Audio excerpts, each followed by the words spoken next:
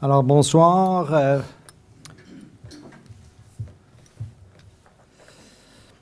Call the meeting to order at 6:01.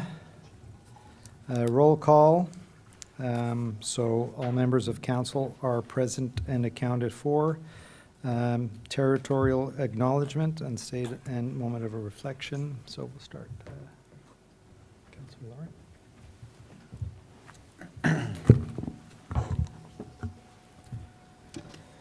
We acknowledge that we are on the unceded territory of the Anishinaabe and the traditional lands of the Haudenosaunee, Huron-Wendat, and Kanien'kehá:ka peoples. We acknowledge our shared obligation to respect, honor, and sustain these lands and the natural resources contained within. Thank you. Entendu que le Canada est fondé sur les principes qui reconnaissent la suprématie de Dieu et la primauté du droit, prenons un moment de réflexion personnelle.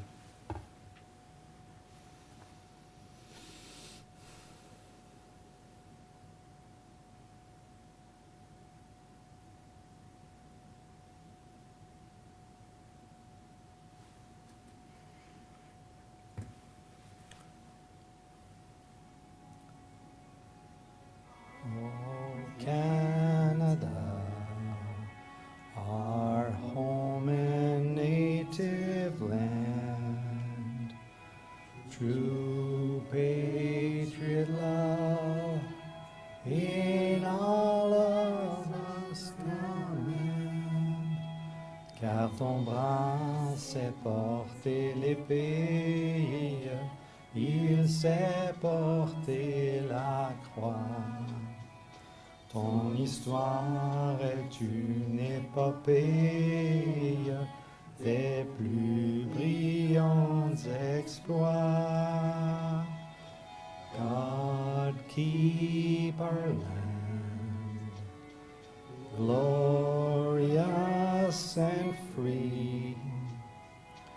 O Canada, we stand on guard for thee. O Canada, we stand on guard for thee. Alors, merci beaucoup. Alors, numéro 4, additions, deletions, or amendments. So I would like to add a question period following item 11A. Madame Laflamme, c'est beau? I need a mover or seconder for that, so that's moved by, non, pas besoin? OK, c'est beau, so that's good. Thanks for offering anyways. Alors, adoption, yep. Go ahead. Can we still add something at Yes, adding at item 8. 18? 18, yeah, go ahead, Councilor Lauren. So I'm just looking to see, there's nothing at 18, so 18A, discussion about Forest Road, speeding on Forest Road in Russell. Thank you, Councilor Lauren. So 18A, speeding, Forest Road, Russell.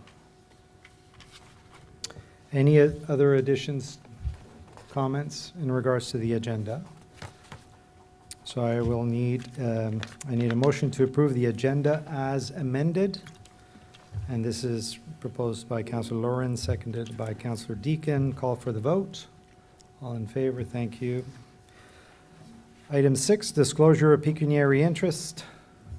On n'en voit pas, merci. Adoption des minutes.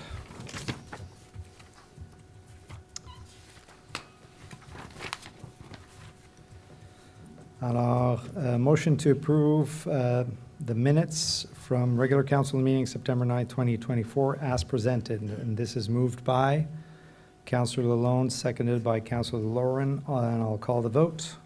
All in favor? Thank you. Number 8, presentations. We have none. Number 9, delegations. We have none. Number 10, consent items. All items listed under the consent item will be enacted by one motion. A majority vote will be required for the adoption of consent items. There will be no separate discussions of these items unless a request is made prior to the time council votes on the motion that the consent item is to be separated from the motion. All right. So we'll start with 10A. No, I don't need to say. So motion that all items listed under consent items be received as presented. And this is moved by Councillor Deacon, seconded by Councillor Lalonde. All in favor? Passed. Thank you. All right, moving to 11A. So 11A, Affordable and Attainable Housing Committee Report Review, Report PD 2024-36. Alors, Monsieur Dagenet, Monsieur Godin, we have Mr. Welch that is here with us. So, alors, on vous cède la parole. Ah, Monsieur Bourgon. Au moins une autre, deux autres fois, puis on aura fini. Excusez-moi. Merci, Monsieur le Maire. So we're at our final step of our Affordable Housing Action Plan. I'll let Alexis Ball present our consultant and a little bit quick brief of the project. Alex has been the lead for staff on this project. So a big thank for the work that you've put on this file. So I'll let her present our consultant. Thank you very much, Ms. Ball. The floor is yours. For the past few months, staff has worked with TWC for the creation of a housing action plan alongside a housing needs assessment to address the need for affordable and attainable housing within our township. TWC has extensive experience in creating affordable housing strategies, conducting housing needs studies, managing affordable housing programs, and drafting business plans and budgets. The firm works with municipalities, nonprofit organizations, and private sector developers across Ontario and other Canadian provinces to facilitate the development of new affordable rental and home ownership housing. Tonight, TWC will be presenting some findings from the housing needs assessment and the recommendations of the final housing action plan. TWC's team includes experts with diverse backgrounds in housing policy, project management, and sustainable development, ensuring comprehensive support for their clients' housing initiatives. The firm is led by Tim Welch, who has over 30 years of experience in affordable housing and has received recognition for his contributions to the field. Joining Tim tonight is Rebecca McAvoy, project manager with TWC. Thank you so much. So as quickly discussed before, thank you very much for this great presentation. So council has had a chance to review the presentation, and so we'll focus on the recommendations, but the floor is yours. Thank you so much. Thank you, Mayor Ternesky and Council for having us out here tonight. Thank you for having us out here tonight to present the action plan. We're really pleased to be here. And thank you, staff, throughout this process. We've had really great communication and are really appreciative of your efforts. So we have been working with the Township for several months now on this action plan, which was preceded by a comprehensive needs assessment. So we're going to touch very briefly on those findings tonight, as we have presented to staff and had a workshop sharing some of those findings, and really delve into the 14 action plan recommendations that came out of that work. So the project began in March with research and engagement and the preparation of the housing needs assessment. Consultation happened between April and June here in Russell at an open house and a special council meeting. And then drafting of this action plan occurred throughout the summer.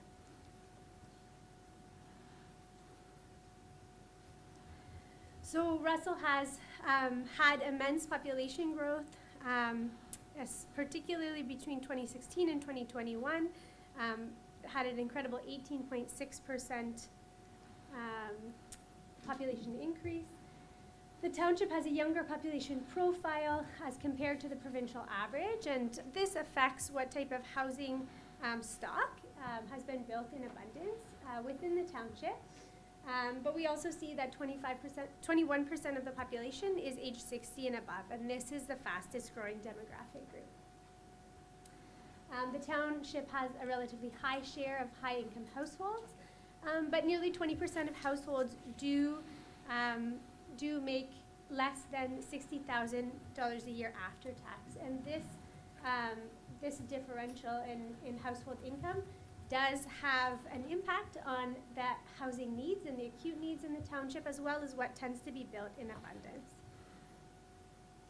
So a lot of the work the data that has informed the action plan has come from a Statistics Canada 2021 census data, as well as the Hemson Growth Management Strategy that was completed by the United Counties in 2022. And so this table here just shows a breakdown of how the shift in the housing stock is expected to change between 2021 and 2036.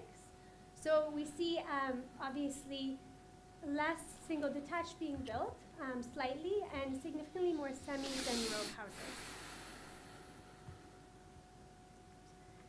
So there's acute need for, as identified in the housing needs assessment, housing for seniors, supportive housing, both more units for of supportive housing for seniors, as well as non-senior individuals with physical, mental, and developmental challenges, affordable rentals of all types, market rentals of all sizes, and more compact forms of home ownership.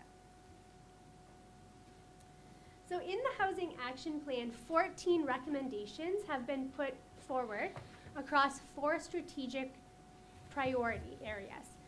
So these have been advocacy, awareness and outreach, policy and zoning, innovation, and monitoring and process improvements.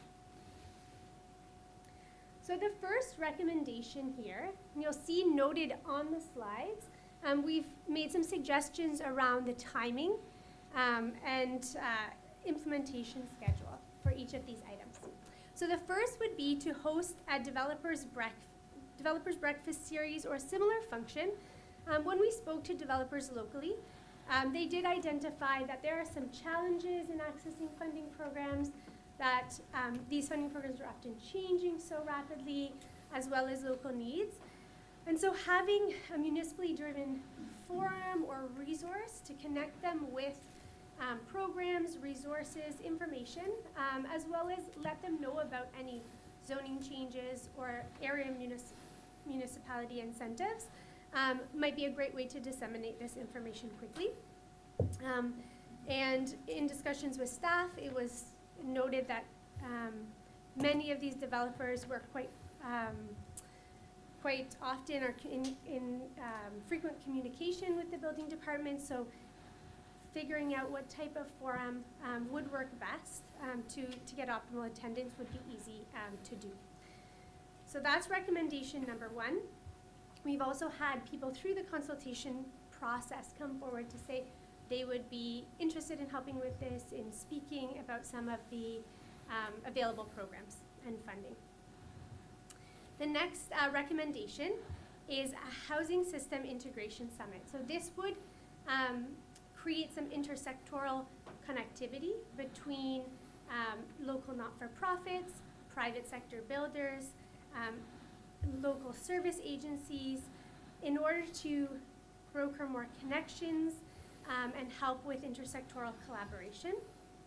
A lot of this is already going on in small communities. We see people have all kinds of cross connections, but in order to, for some projects, especially deeply affordable housing, to be able to leverage all local assets, funding sources, that integration is so important. The United Counties has indicated they are also interested in doing this, so this could be a partnership as well between both levels of government. So another program on the education front would be an education program for accessory dwelling units, or ADUs. So the township may wish to enact further revisions to the zoning bylaw to bring it into alignment with provincial standards, and to promote the ADU option even more through low-cost information dissemination.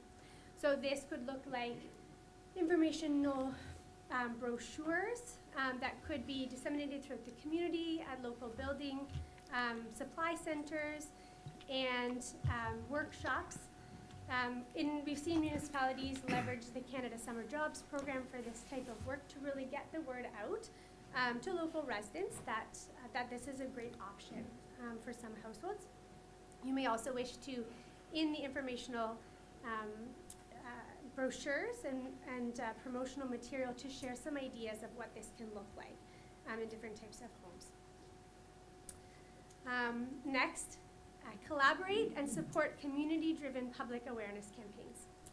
So there is grassroots momentum in the community among local agencies, among interested citizens, and so being able to support local groups in something like a Yes in My Backyard initiative, which we've seen done in several municipalities. Sometimes they're led by local not-for-profits, can go a long way in putting a face to the housing challenges locally, and sharing a little bit about how the housing crisis across Ontario and the challenges within the Township of Russell are impacting people. And this can sometimes go a long way in helping people to understand the nature of the challenges locally. This can happen right away, and just leveraging any local momentum. There also are templates and packages and resources available that have been utilized by other municipalities that are shareable, so we can share some of those. Sometimes United Way and organizations like that will get involved and take the lead on this front.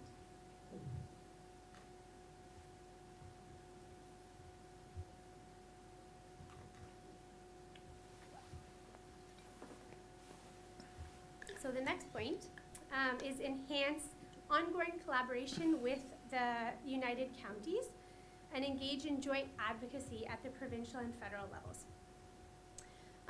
The United Counties has also looked at undertaking alternate average market rents. So this would be a statistical analysis of the actual average rents throughout the township, because typically they will use CMHC rents in allocating some of their rent top-up programs, and this effectively prices out a lot of Russell residents from receiving that. So some similarly structured municipalities have engaged in the development of this alternate average market rents. It has been something the United Counties has looked at in the past. We've detailed this a little bit more in the report. And if they were to get approval to do this, it would be something that the township could really support them in, the data collection of that. We know that no single level of government can solve the housing supply challenges in Ontario alone, but clear communication and collaboration between both upper tier and area municipalities can really go a long way in advocacy as well at the provincial and federal level. The next point, a recommendation, is surplus land designated for affordable and attainable housing. So this would be a bit of a longer term goal, getting everything in place. But the township does own several prominent properties that may become available in the future for redevelopment. An inventory of land suitable for residential development can be compiled, and properties identified that could be offered to non-profit or for-profit developers with zoning in place and otherwise rendered development ready, with the goal of expediting the development process. The township may also wish to consider implementing a surplus lands disposal bylaw. This has been detailed a little bit more in the report to help with the process of setting parameters for the use of those properties. Some discussion was also had about municipal, in some cases we've seen great projects where municipal assets like libraries or community centers were built on the lower level with housing above, and so that's a partnership that could be considered as well.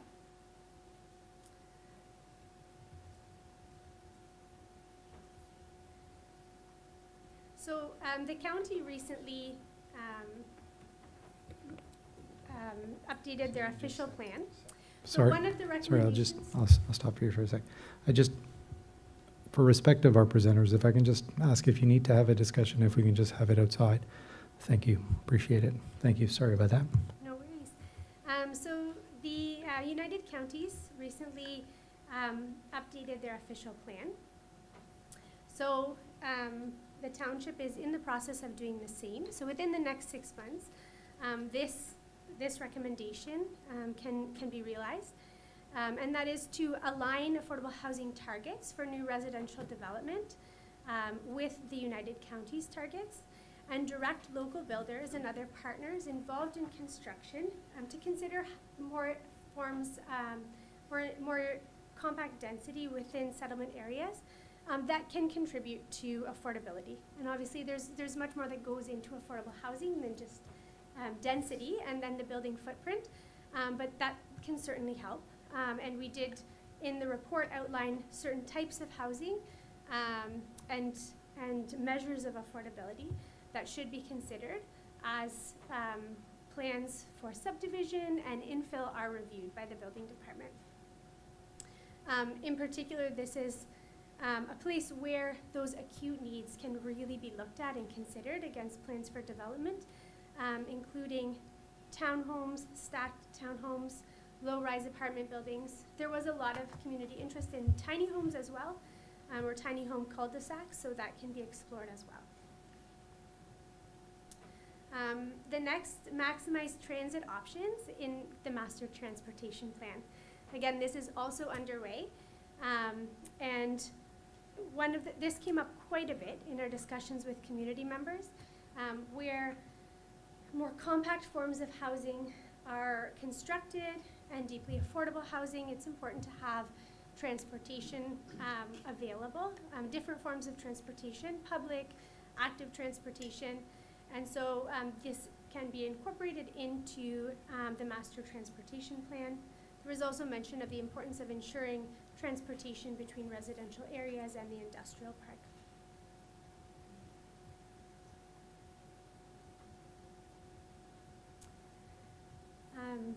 So the next recommendation is establish a housing liaison staff role. Now this could be a part-time or split position, but many of these action items can be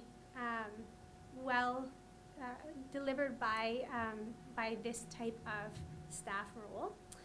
This individual would work with community organizations and the private sector to navigate the housing system and expedite development, support new program creation, and the administration of incentives and opportunities, and also collaborate with the county on a lot of this data collection and sharing. There had been discussion about, in the Affordable and Attainable Housing Committee's report, of further integration between the planning department and economic development. So this role could kind of be, it could be looked at where this would best be housed in order to really foster connection between both of those departments. The next is enact a municipal capitals facility bylaw. So this bylaw allows for the creation of an agreement that would allow for relationships with external parties to deliver services on behalf of the municipality. And we can speak to this in a little bit more detail. I don't know if you want to do that later or... Okay, so we'll go into that a little bit more, what that bylaw would look like and what it can allow the township to do. But in short, granting and lending money, transferring or leasing property, guaranteed borrowing, and property tax exemptions. So this gives you quite a bit of flexibility as you look at some deeply affordable housing projects and how best to support those.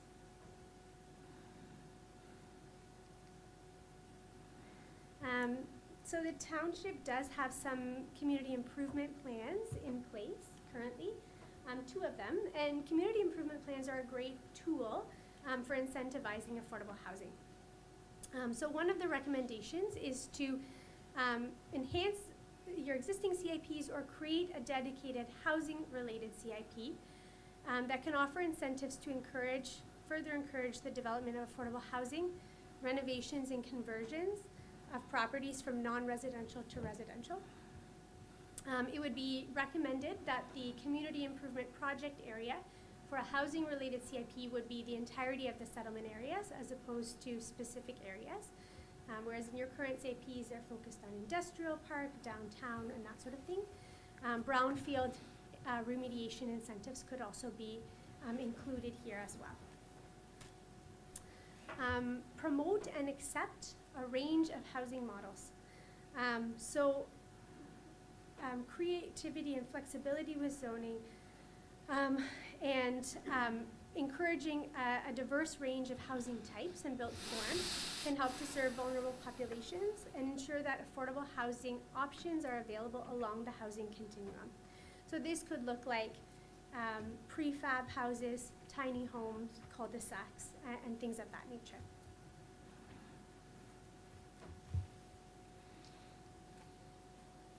In terms of process and system enhancements, implementation of an e-permitting system through an online portal to assist with review of development applications, circulation, permit issuance, and fee payments can help to increase staff capacity as needed as the township continues to grow, and help the township to review planning applications in a timely fashion. We did get positive feedback from builders who are used to building in neighboring cities that dealing with the staff in Russell has been great. But as applications get more complex and as the township continues to grow, this can really help to for things to move smoothly through circulation. And lastly, to develop tracking tools to monitor progress. So this would be initiated within the first year with ongoing monitoring. So the Affordable and Attainable Housing Committee had noted the use of a housing report card as a useful tool, and that we've mentioned that as one monitoring tool going forward that could help translate successes and monitor against the recommendations and targets for the township. The United Counties has also mentioned that they are looking at further developing their reporting and monitoring capacity as they undertake a review of their housing and homelessness prevention plan. So a lot of collaboration can happen with township staff resources to help with that information and data sharing and reporting back on successes and progress to date.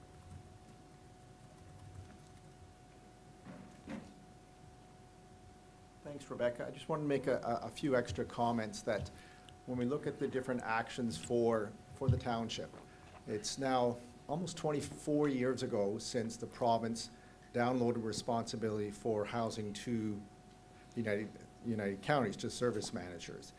And while they have certainly a very key role in terms of helping to meet housing needs and funding for existing housing, social nonprofit and co-op housing, in the last 5 years in particular, the federal government, as it's implemented its national housing strategy, some of that comes through the province and through the service managers, but most of it does not.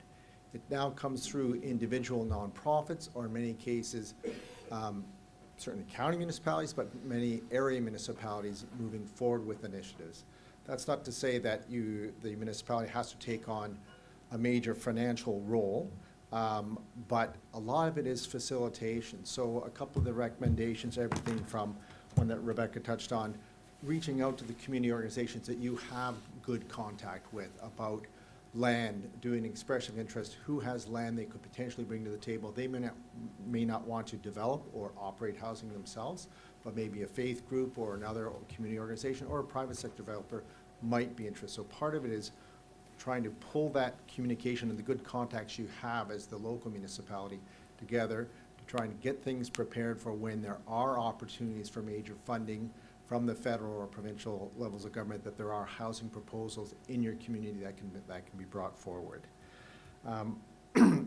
That's I think one of the key roles that your township can have. I also touch on a couple of quick points with the point that Rebecca touched on alternate market rents. So I know for one of your nonprofits, that is an issue about not having enough revenue to make sure things continue to operate successfully.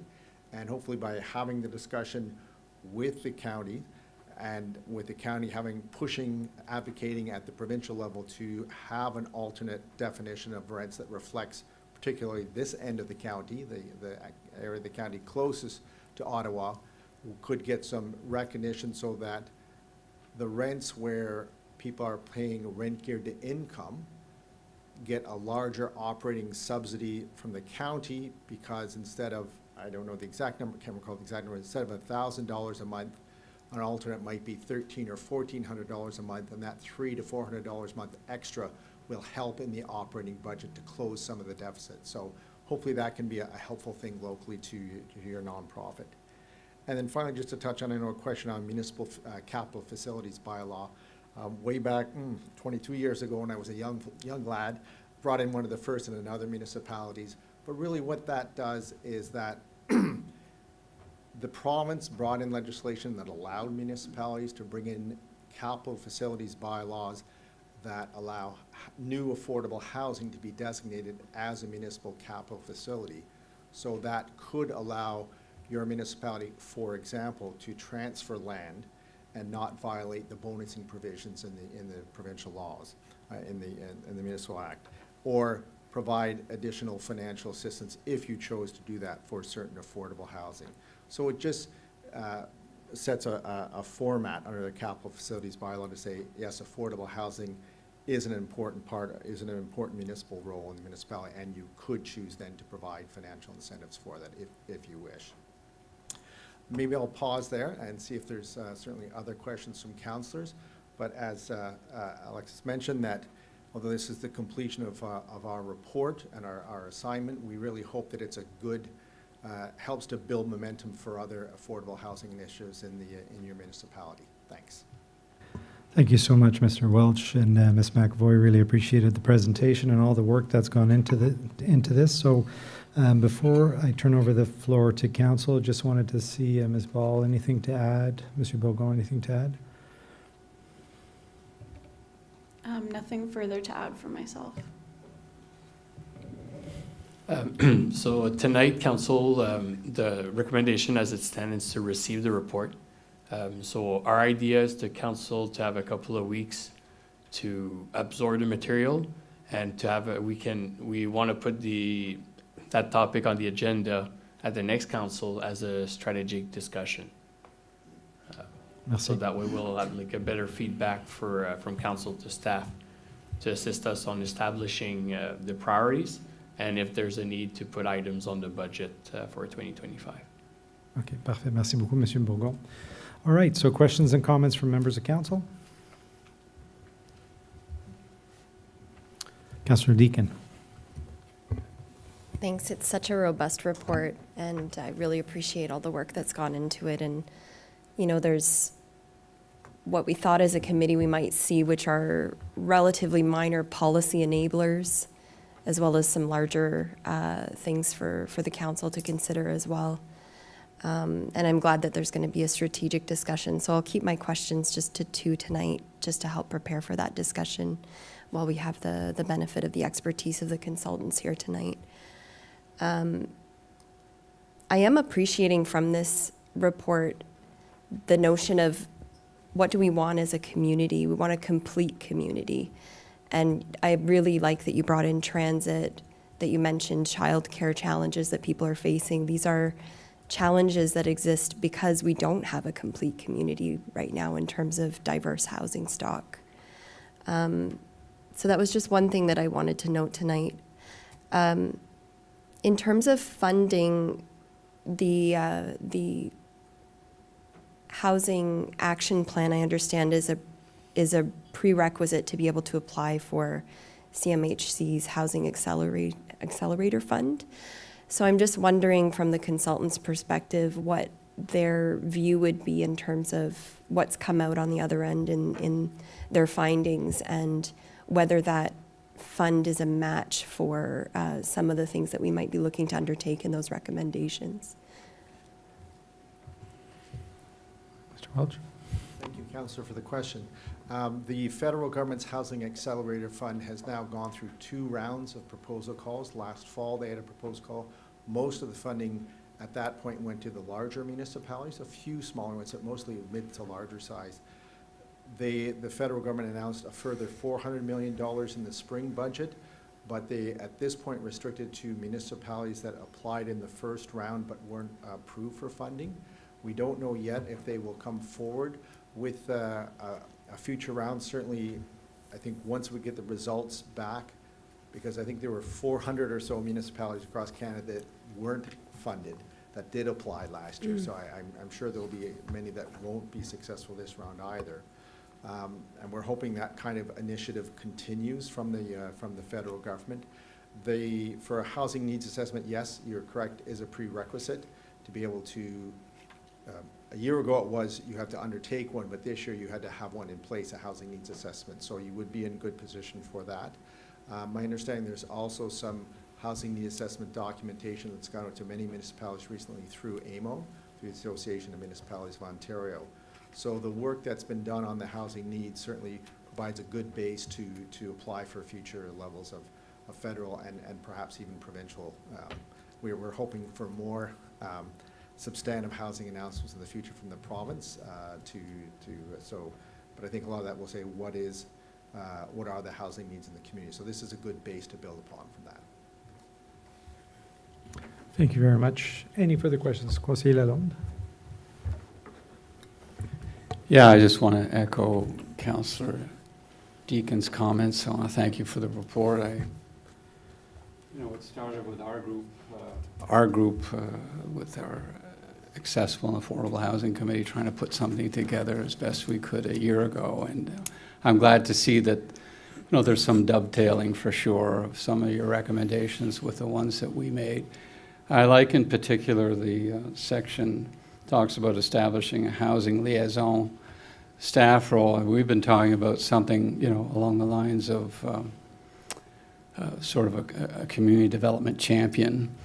There's a lot of work that you're pointing to in there aside of having some breakfast sessions and public sessions with developers and what have you, then there's a role for someone to get out there too and look for the opportunities or create the opportunities that we're looking for, sort of plant those seeds with developers, small and large. So I'm glad to see that too. I hope that our council will see through to see the value in creating such a position. And thank you for your work. I had the privilege of being with Habitat for Humanity this past weekend at their annual retreat in Ottawa, and so some of the exchanges we had there too, and them asking some pretty tough questions. What are you looking for in your community?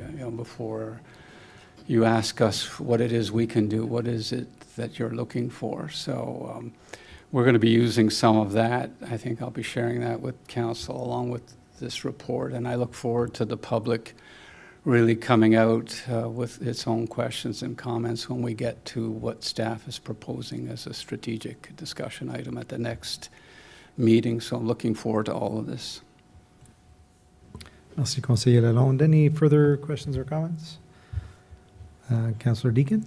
I just had a follow-up question touching on tracking and measurement. I'm glad to hear that the counties is considering a more robust system for tracking and management, monitoring. I think that makes sense to do at the county level, something that we could all work together on. And there have been announcements from the province where if you play ball in a certain way, you get a certain type of funding. So I'm just wondering if that link has been made between the official plan targets, for example, that would be set by the counties and would come down to Township to in-kind set for ourselves, and having those incentives attached to some of these recommendations that we're looking at. I think it was maybe a year and a half ago that the province started dangling the carrot, so to speak, on certain things that they wanted to see, and I'm just wondering if there's any congruence there that you're seeing.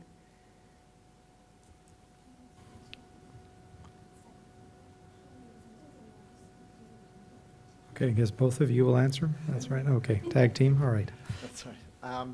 No, you're correct, Councillor Deakin, that the province certainly has been encouraging, I mean, it's set as its overall high-level goal across the province of 1.5 million new homes to be constructed over the decade, and has assigned targets to different municipalities to try and if municipalities meet those targets, then there has been funding. That funding is not particularly tied to affordable housing necessarily. It can be used for infrastructure, any sort of infrastructure purpose as well. So I'm not sure what targets have been assigned yet for in the counties, but certainly the population growth goals, both of Russell and the county, should take into account in terms of everyone wants to try to maximize and leverage as much provincial funding for infrastructure and other community needs as possible. Rebecca, you want to add? And this dovetails quite well with a submitted question that we received about the county's definition of affordable housing and ones that are used by other levels of government. So there's a section about this in the report, but the township will have to decide in creating these targets or adopting these targets and looking at tools to measure your progress going forward, what type of definition you want to use, and perhaps two different definitions for different programs. The United Counties, in their 2019 Housing and Homelessness Prevention Plan, which is currently undergoing an update, as well as their recent OP, has adopted an income-based definition of affordable housing with 30% targets. So this covers the entirety of the United Counties. We know that there's deep need in some townships for deeply affordable housing, and that exists in Russell as well, perhaps not to the same degree as in other townships. These 30% affordable target with income-based definition of housing is deeply affordable housing, and it will be very challenging to meet without significant collaboration from all levels of government and significant funding from upper levels of government. The township may also wish to adopt that 30% target with a market-based definition of housing, so it would be tied to 80% of average market rent, and that would be easier to achieve in the absence of that provincial and federal funding. And then within that 30%, ensure that there are rent subs and other programs to allow for deeply affordable housing within that 30%.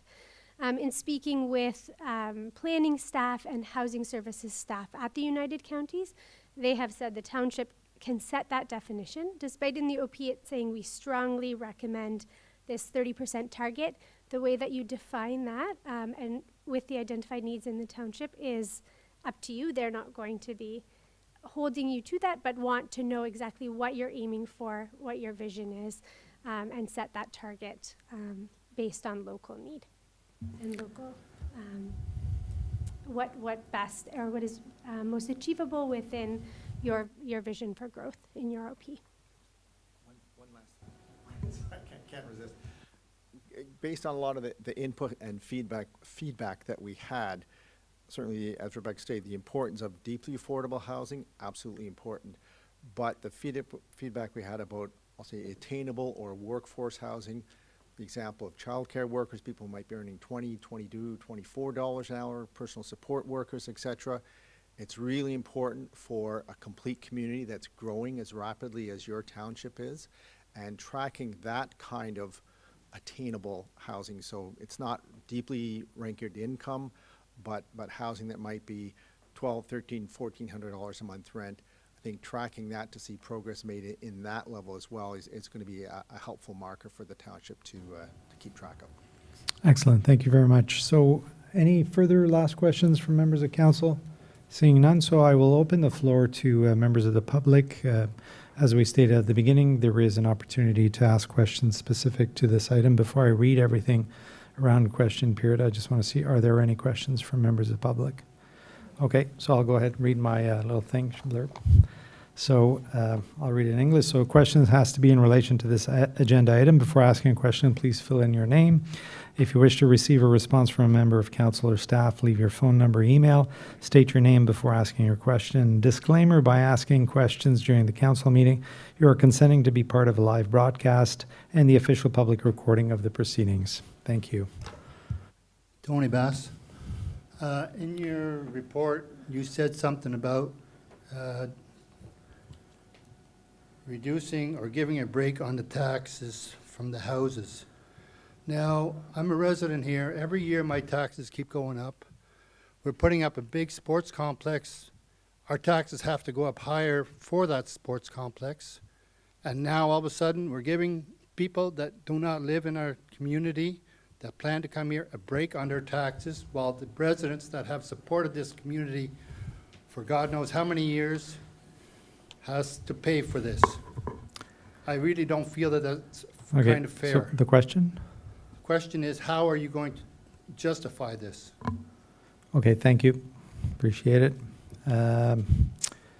Monsieur Bourgon, Monsieur Godin, anything to speak to that? I think at the end of the day, it's something that's presented to council, and council will make that decision on that based on the fact that council does make those decisions. But Monsieur Bourgon? Merci, Monsieur Mayor. So at this time, council is only receiving the report. As in terms of like all to implement the recommendation, they'll come one by one to council. So there's going to be opportunity, if that's, as an example, if to reduce tax on some type of housing, well, we'll have to have a supporting financial plan or plan of attack for council to approve that item. But basically, everything will be coming one by one. Merci beaucoup. And if I can add on that, Mr. Bass, there is, at this stage, there is no recommendations that we're moving forward with. The question you do ask is one that I've heard as well from other residents saying, well, I've had to pay for my own house. I figured it out. I grew up, paid for it and everything else. So whatever we do, however we do it, we do have that in mind as well as regular residents from this community as well. So thank you. Next question.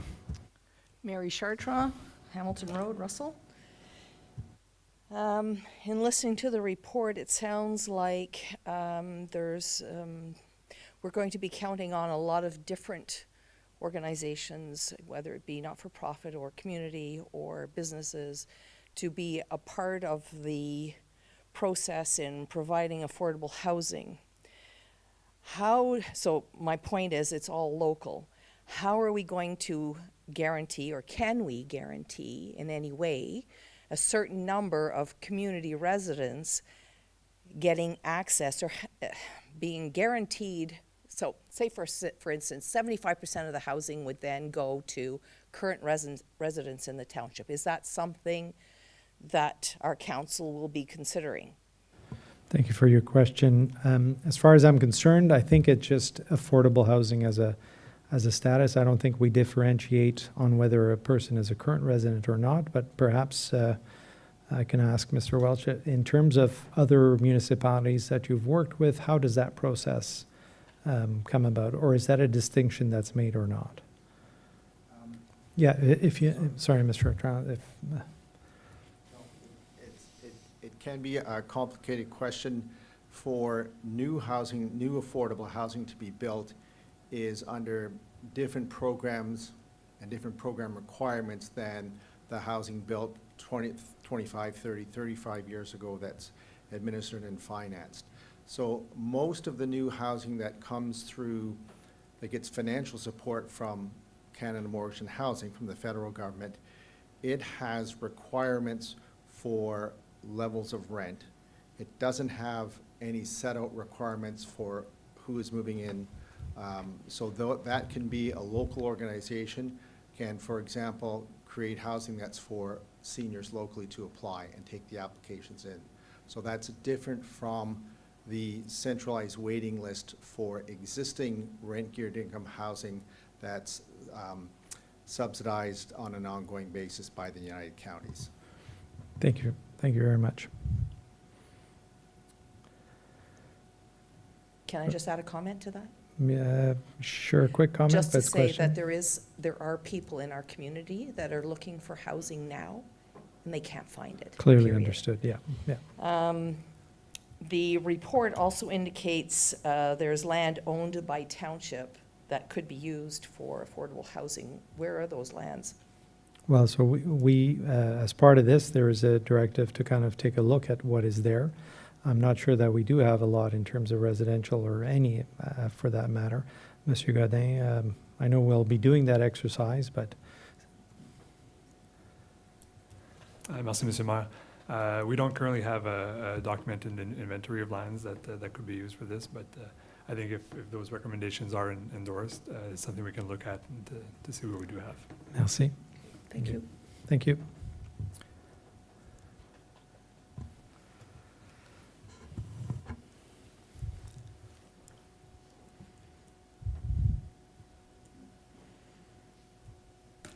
This may have been a Your question. name, sir? Doug Esterbrooks. This may have been a question I could have asked a couple of months ago, but if I were to rate this issue, affordable housing, on a scale of 1 to 10, based on the number of other Question? crises we have, Is it a question? where would I put this on a scale of 1 to 10 in terms of crisis? I heard the word crisis in the So report.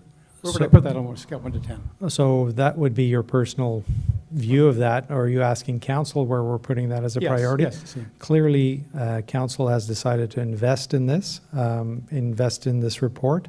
We had a council committee that did a lot of work on this as well, so obviously it is a priority for this township at this point.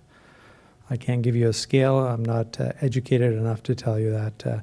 If I'm going to compare it, to something else at this stage, I'm not prepared to give you that. Comments, Conseiller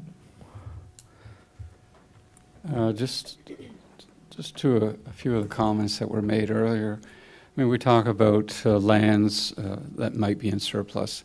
I've said it publicly at council probably a year back when we had our affordable housing committee in place. I mean, we are looking at when the rec complex is built, at the potential to consider some of the arenas, one of the arenas, as redundant, and that there might be some potential there for that. So I think that's what was being referred to in the report.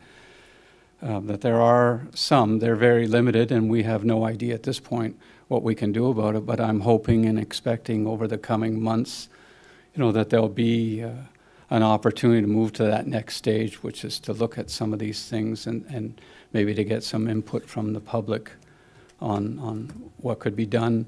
To another comment or question made as to, we do have people in our own community that are in real need of affordable housing. I couldn't agree more. We met a lot of them in the course of doing our own analysis with a lot of interviews. There would be a way, as was sort of alluded to or mentioned to some degree by the consultant, it depends on how much or how little you go after funding from the Fed or from groups like CMHC that will then put some of those restrictions or not put any on where you're not allowed to pick and choose.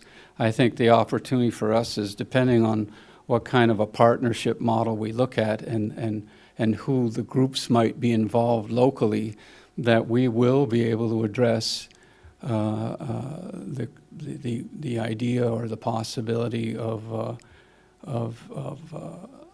assigning or identifying or creating our own list of residents within our township that would have a priority over that type of housing. But it'll be a question of how we put the partnerships together and whose money or not we decide to ask for in support of that. Merci beaucoup. All right, so any last questions? All right, Monsieur Godin, administration, anything to add?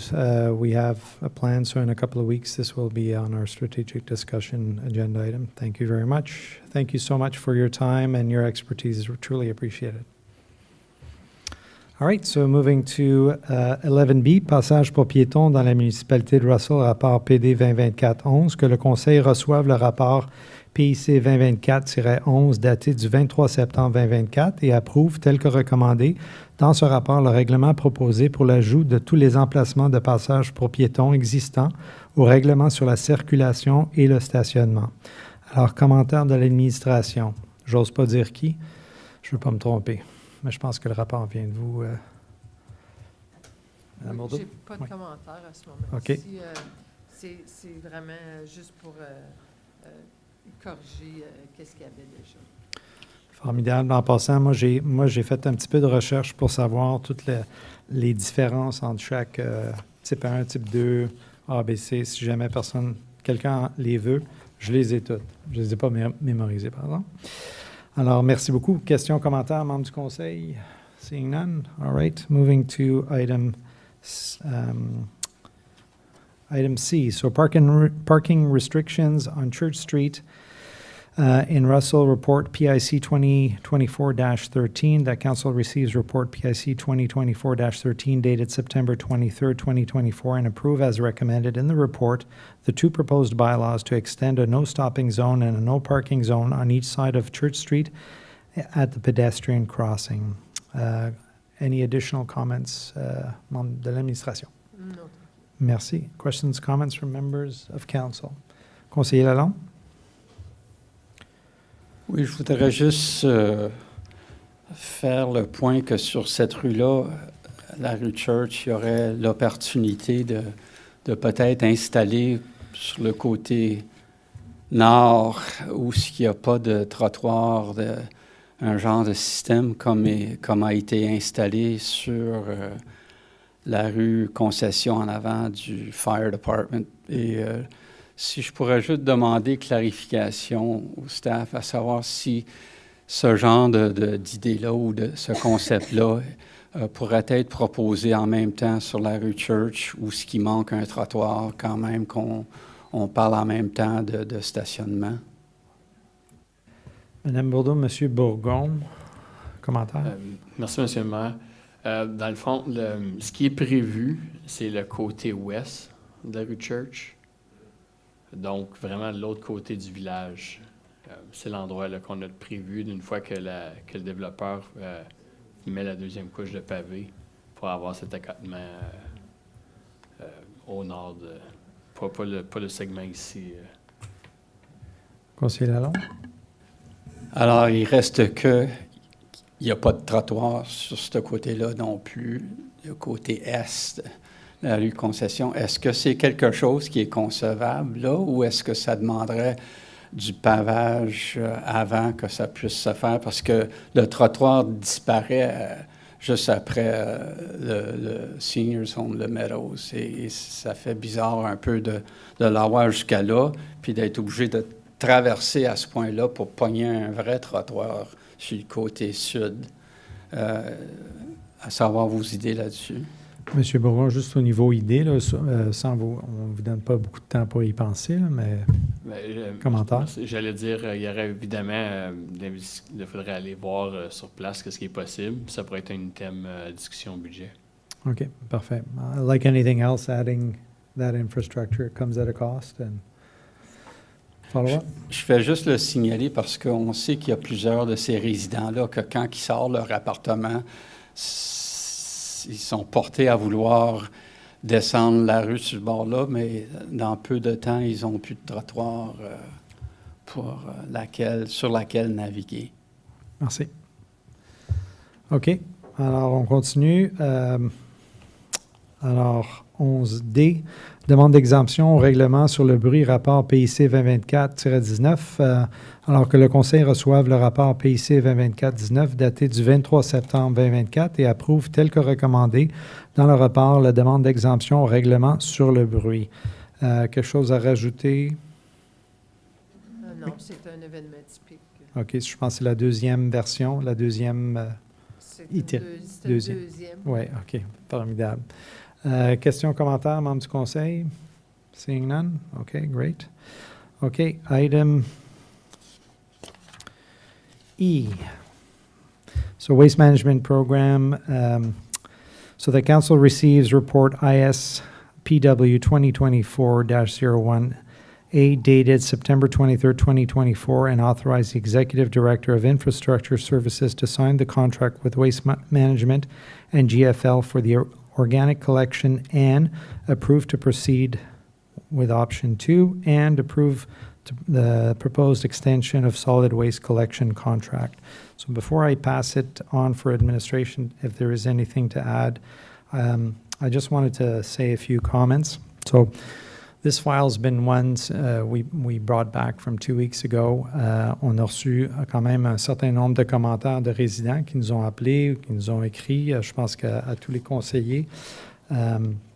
Alors, c'est quelque chose qui tient beaucoup à cœur. Je voulais juste confirmer une couple d'affaires. So first of all, the decision to implement the organics program was made in Council in December 2023, following a thorough evaluation of the various waste management programs. So that decision, whether we're going organics or not, has been made in 2023. The decision to take money previously used to pay for recycling to be held as a reserve for waste management, i.e. to pay for bins or other programs like leaf yard pickup, was also made in December. The decision this evening is about how we fund and distribute the bins for the organic program.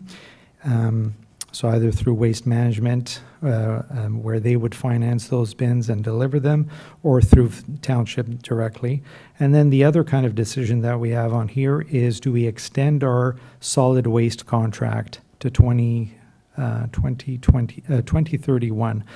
The extension of that contract is at the same price that we have been paying, with the exception of CPI, so just a regular indexed or inflation rate that would come. So it kind of guarantees that the rate that we're currently paying for the both the pickup and for the weight is based on today's value, and it would just grow by index. Okay.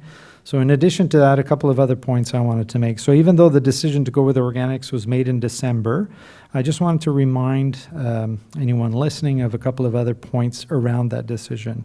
So the fact of going to organics was probably, and I'm speaking for myself here, was the single most significant issue brought up during the election process. Certainly for me, going door to door, speaking to residents, they wanted to see that, and they were willing to pay for it. Not to saying how much that they wanted to pay a lot, but that they were willing to pay for that service.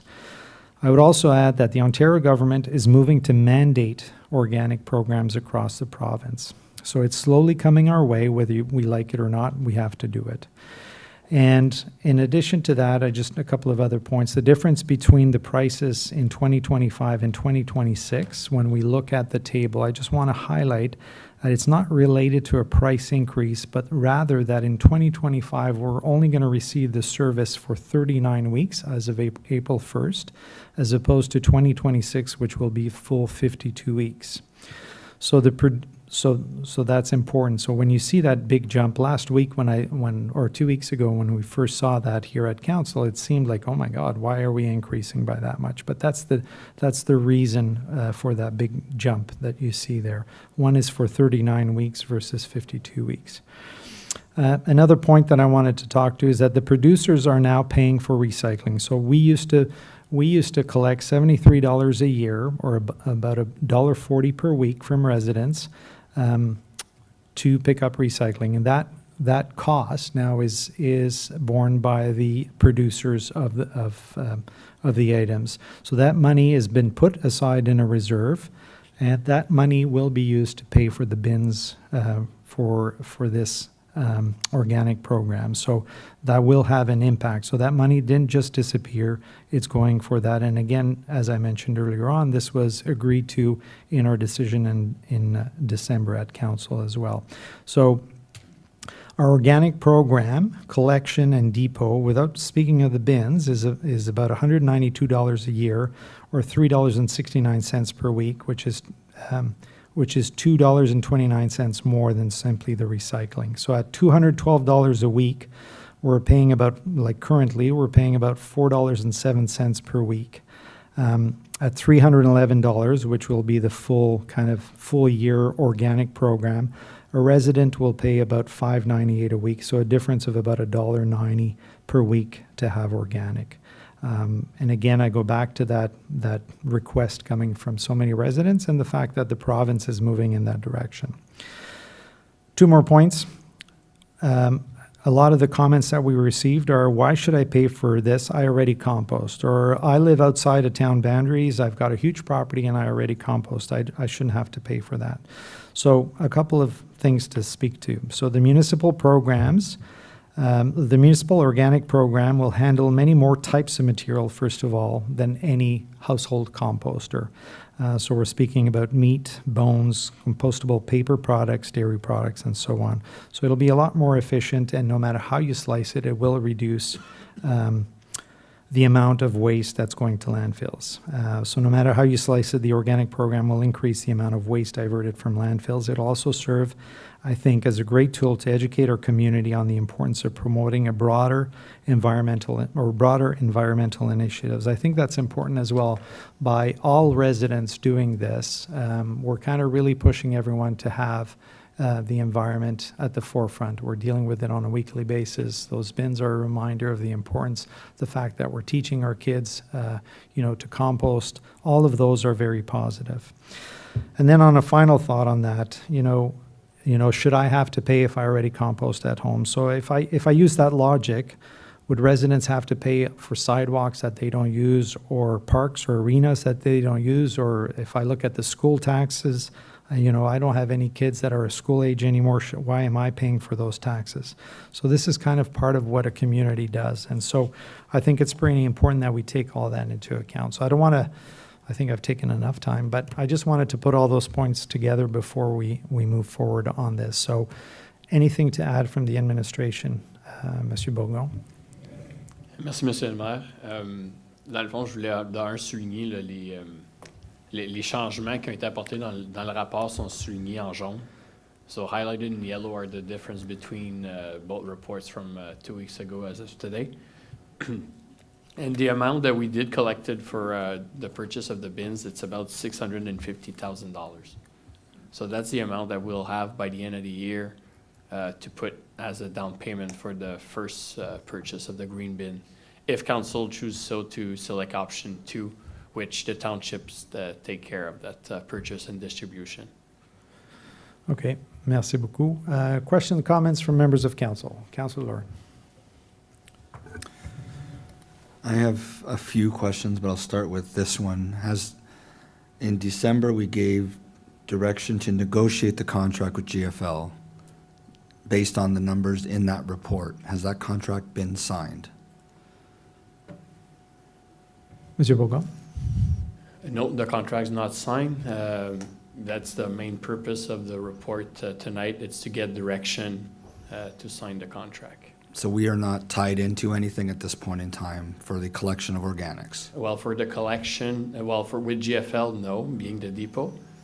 For the collection, based on the acceptance of the proposal and to move forward to establish a contract, Waste Management did order some trucks. So the trucks are now being fabricated at this time. So if the decision was made to not move forward at all, well, we'll have to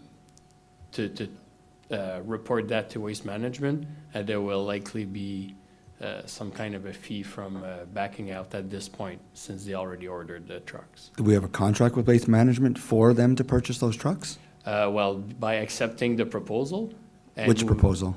Last year, they submit, after our tender process, they submit a proposal that we accept the prices. Based on that acceptance of their proposal to offer the program, they ordered the truck, since we were finishing up the redaction of the contract. Okay, so at $264 was what was in the report. Is that what we're talking about? That report? From December? Their full proposal was part of it, the total amount. The $265, as mentioned in tonight's report, there was an omission. It was to not the full year. So yes. Based on the 9 months, correct? Yeah, exactly. Follow up, Councilor Lord? No, I'm looking at the report from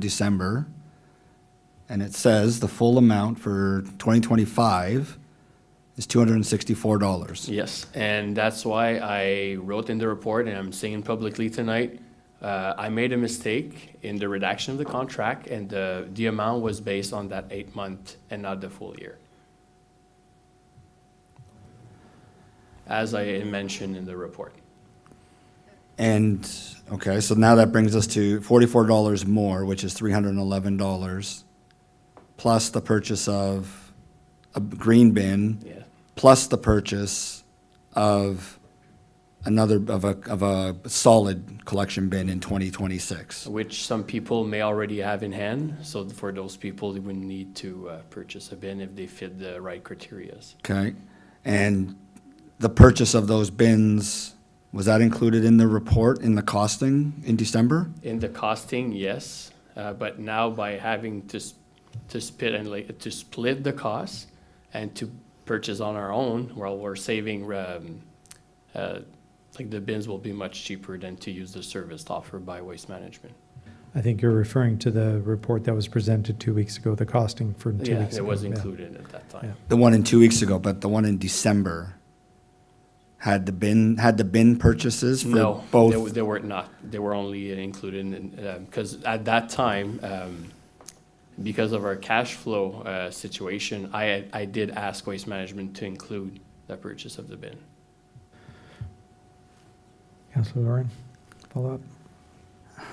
Well, I just have to say I'm very frustrated because we didn't get the full amount in December to us to go ahead and accept the proposal and go to negotiate a contract. And now, because we're tied into that proposal for the purchase of those trucks, it seems as though we've given approval to basically blank check for our township residents to go through with these amounts, and the amounts keep changing, and we just got to eat those amounts. To be fair, the amount of the contract was included. It was just again, to be transparent, the contract amount was clear. It's the user fee that changed.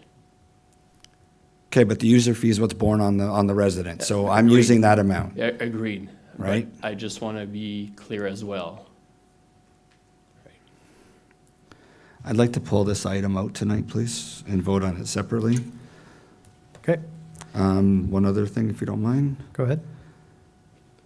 Just to touch, because you touched on it earlier with the tax bill and the communication. I think we need to use this as a lessons learned, that when we're making adjustments on a tax bill, that we actually put out a communication with it that says why we're doing that. I understand it was in the report, and I'm looking at the report right now from December, and it does state specifically that we're going to take that recycling amount of $73 and build our reserve for organics. I get it, it's there. But the people that don't sit in this room or don't watch these videos or don't look at the reports, they don't see that. So all they see is, oh, we're now being charged for organics with no explanation to it. So I think from a lessons learned perspective on communication, we should do better going forward with things like that. Thank you, Councillor Lauren. So, order, please. So, just to be clear, the price has not changed from 2024. It was at $212, what council had approved. Right, Mr. Bono? That's correct. Okay, thank you. All right, any other questions? Hold on, the Just 212 order. hasn't changed, but the price in Yes. the price in the report was 212 for 2024, 264 for 2025 and forward. Now it's 311, and I understand because there was an omission of 4 months in that report, but then there's also Okay. $45 per green bin and $130 for the other bin, Okay, right? so I think we've gone through that. It's pretty clear, but you did allude to the fact that we changed the price on the tax bill for the residents No, this I year. did not We say that. not. I didn't say we changed the price. Okay, I just wanted to be clear. And I was clarifying that. Okay, thank you. All right, any other comments, questions, members of council? Seeing, hearing none. Anything to add from the administration? So we will pull this item and vote on it separately. Thank you. All right, moving to item F. The council receives report ISPW 2024-16 dated September 23rd, 2024, and approve the proposed bylaw to amend the traffic and parking bylaw 31-2000. Could I have order, please? We're trying to conduct business here. Thank you. Bylaw 31, 2004, to reduce the speed limit to 60 kilometers an hour on Route 300 between District Street and Saint-Guillaume Road, as well as 500 meters from Limoges Road. Anything to add from administration? Monsieur Bourgon? Monsieur le maire, donc ça, c'est pour refléter la construction ou l'amélioration d'intersections. OK. Donc, aux approches des intersections, on doit ajuster la limite de vitesse. Alors, on suit la pratique, les standards qui viennent Exactement, on avec suit ça. les standards de la province à ce niveau-ci. OK. Merci. Questions, commentaires, membres du conseil? Non? OK. Merci. Moving to item G, update on four-way stop intersection analysis, verbal report ISPW 2024. Monsieur Bourgon, la parole est à vous. Merci, Monsieur le Maire. So, as discussed earlier this year, I was to come back to council about this time of year to present what's the situation on all the unsignalized intersection, if I can use that term, or basically where there's no four-way stop. So in terms of the analysis for the volume of traffic, that's been completed. At this point, we're still waiting to have access to all the collision data from the province. I had to basically, do the application, so it's a long process. That was finalized a few weeks ago, and now we're just waiting for the process and to get access. So once that's received, we'll be able to conclude our analysis and come back to council. Is there an estimated timeline? They said 8 to 12 weeks. Okay. And is there anything that we can do from our perspective in terms of working with the police service board to speed up the process? So we did speak with OPP on this matter, and they also rely on the MTO database. Okay. So in order to have the complete information. Merci beaucoup. Question, commentaire, membre du conseil. Conseiller Lalonde. Yeah, I think in relation to that, I was looking for an update on the work that was to be done at the intersection of Edie and Castor this summer that we had budgeted for last fall, if I could get an update and some detail on where that's all at. Merci. Monsieur Bourgon, êtes-vous prêt à discuter à ce niveau? Donc, merci, Monsieur le conseiller Lalonde. Ça faisait partie un peu de la mise à jour que je voulais faire pour le conseil. Donc, on a donné le mandat aux ingénieurs à la fin de l'automne pour faire le design ou la conception complète de l'intersection Edie-Castor pour des feux de signalisation. Part of our analysis, it was determined in order to meet the long-term forecasts of traffic, we needed turning lanes. That design did, so basically because of that design, we were behind in our schedule, plus more soil improvement will be required. So all those design challenges made that the design's not completed yet. So we'll be going to tender this fall for construction early spring. So a few variables make that we weren't able to complete the design this year. Merci beaucoup. Conseiller Lalonde, follow-up? Yeah, so on those design changes, and I can appreciate adding turning lanes and the amount of extra land that's needed to do that would change things around and add time. On the design plans now, I mean, how far along are they? And how, on that basis, how certain are we that we will get at this job sooner rather than later? And when do you expect that would be? Donc, la conception est à 90% en ce moment. Nous sommes en train de vérifier les dernières composantes. Donc, avec les comtés unis, on veut juste s'assurer que tous les différents standards sont rencontrés, puis qu'on a aussi assez de place pour faire l'implémentation de voies de piétons ou quoi que ce soit dans le futur aussi. Si je pense à joindre l'intersection avec le trottoir au nord de Castor vers Russell, donc on veut s'assurer qu'on est capable d'implémenter dans le futur certaines variables comme ça. Donc, au point que nous en sommes, on va être capable de faire l'appel d'offres cet automne pour pouvoir donner le contrat et pouvoir aller en début de construction. Donc, aussitôt que les charges réduites sont enlevées, on sera en mesure de pouvoir commencer la construction. Merci. Suivi? Appreciate the extra time.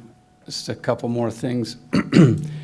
On that redesign for that intersection, am I correct in understanding that it'll also require reduction of speed coming into that area from the posted speed limits that are there now? Monsieur Bourgon?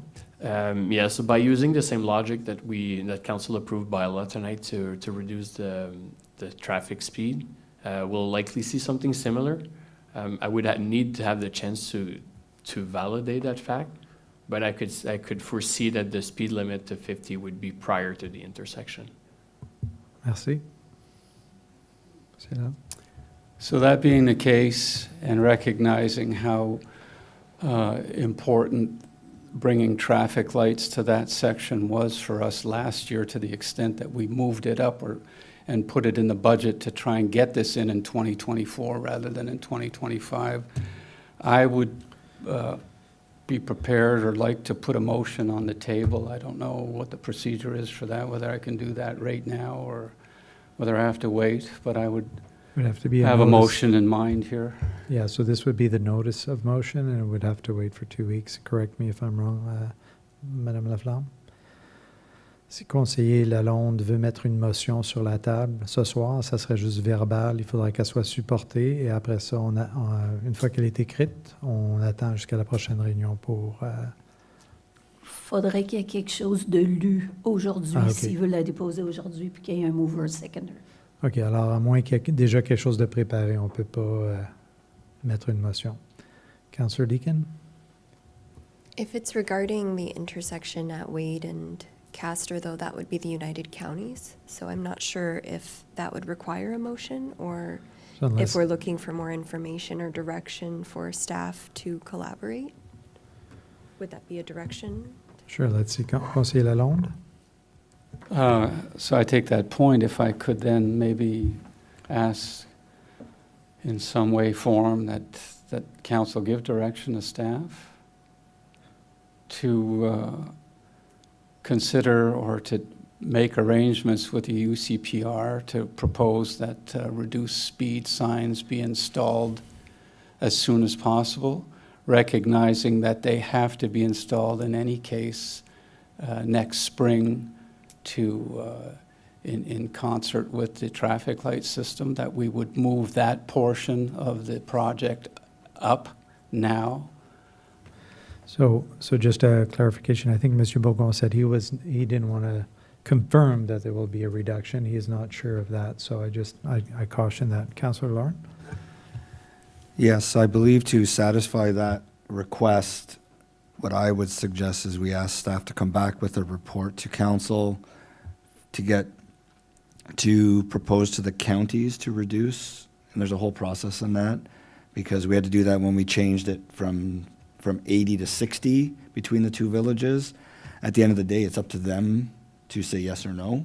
It just takes our request, so we pass a report here, and then we send it to the counties, and then we have our county representative that would push it at the counties from that perspective. So I think that's probably the best way to go, is request that a report come back to us recommending that the speed limit be changed on either side for a period of whatever the spacing is required, and then that comes back to us to be sent to the counties and, implemented, either at the same time or right around that time would be the way to go, I would assume. Thank you, Councillor Lauren. Councillor Deakin, I saw your hand raised.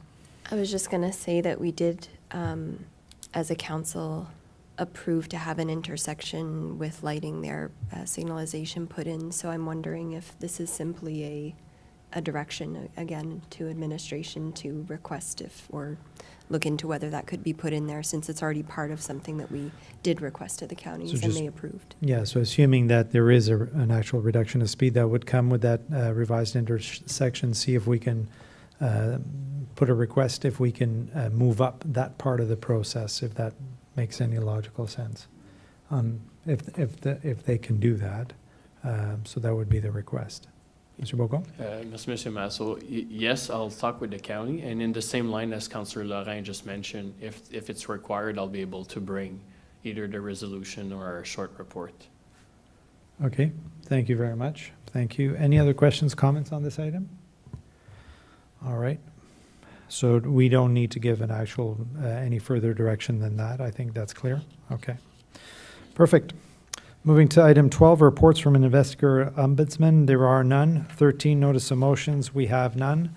14, question period on meeting of the day. So disclaimer, so everyone here I think heard my blurb already. So I'll just reread the disclaimer. By asking any questions during the council meeting, you are consenting to being part of a live broadcast and the official public recording of the proceedings. So I would just, anyone interested in asking questions, a question, please go ahead.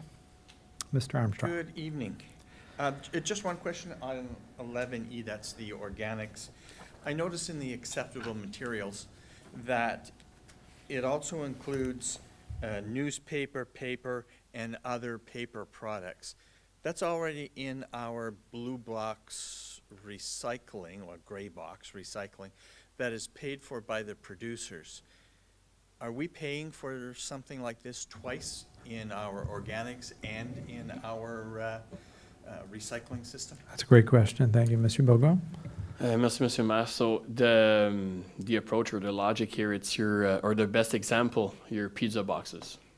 Your bottom, where it's full of grease, it's not acceptable or it's to go into your recycling bin, but it is in your organic.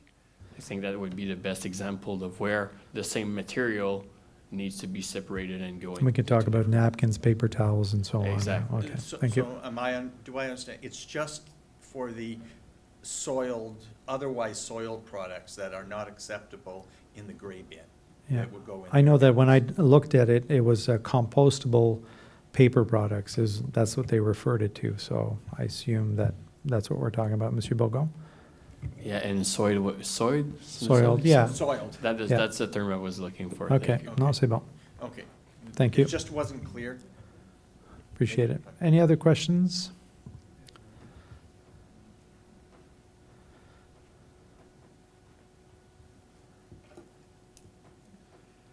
Harry Baker, Good West evening. Road.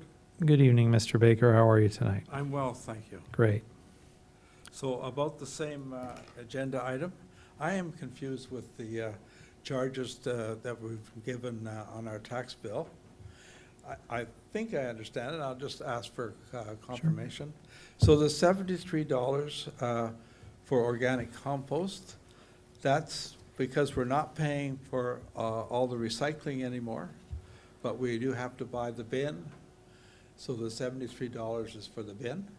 Is that what I understand? So the $73 is what you were paying for recycling. That was part of the fees for recycling.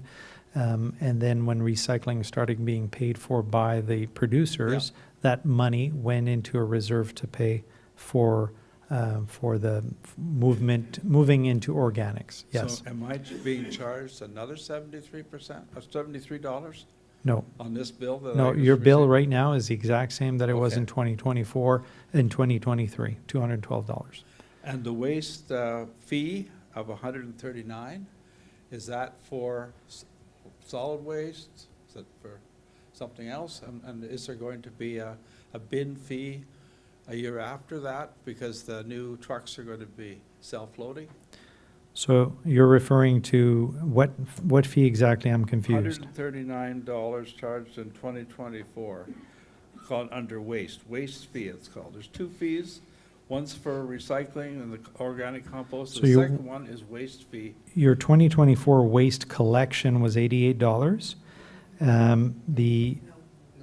The waste depot was $51. So it's a combined cost. Yeah, together. Does that make $139?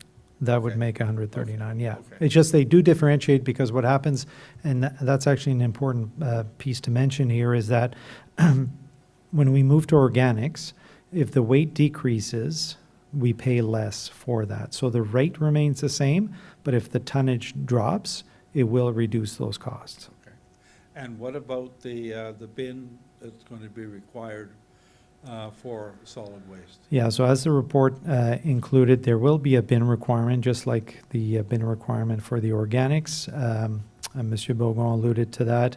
We'll have to deal with that issue. There will be a cost associated to that. And that will be paid next year, 2025? Monsieur Beaugon? Yes, exactly. And would it be maybe around the same amount? Well, so the green bin is going to be partially funded through that reserve of 650,000, and so which I believe reduces the price to about $45. Correct me if I'm wrong, Monsieur Bogon. That's your calculation, and maybe less than that. But the solid waste bin, as Councillor Lauren alluded to earlier on, is something that we weren't thinking about previously to that, but that is because that's and we were told, and Monsieur Bogon, correct me if I'm wrong, but all the municipalities are moving to this type of pickup where you're required with the machine, the arm. Monsieur Bogon? No, exactly. So as we see like municipalities changing over their contract or doing, everybody's moving in that direction. The industry, mostly for health and safety of their employees, safer to get to be more attractive as an employer as well. So from the private sector, those are all items. I know Montreal's been doing that for years, but there will be a cost for that bin, that particular bin. I think in the report mentions $130, Monsieur Bogon. Yeah, and that's just based of our staff looking at different companies. We will be reaching, depending of the approval tonight, we'll be reaching out to some suppliers and try to get the best deal possible. Okay, and so, we did get comments, and just to publicly state that, we did get comments, why can't I just buy it at Canadian Tire at Rona for $39? What's the answer to that? There needs to be specific, like the type of bin, the type of grip. So there's for the special machine to pick requirement. it up. Okay. Those really cheaper ones that we've seen doesn't meet the requirement for the truck to pick them up. Okay. But we will be able, part of all our communication, showing to a resident, here's the type of bins, size available, because we'll need that as well for all new resident coming, part of the program moving forward in the next years as well. Okay, thank you, Mr. Baker. Mr. Bass? Okay, I got two or three questions. Mr. Bourgon mentioned that there's certain people that met criteria might already have these bins. What are these criteria that you have to get one of these bins? Monsieur Bogon? So there's going to be the size of the bin, it's the type with wheel, and the American grip. As an example, I've noticed my neighbor has one of these. That meets the exact requirement.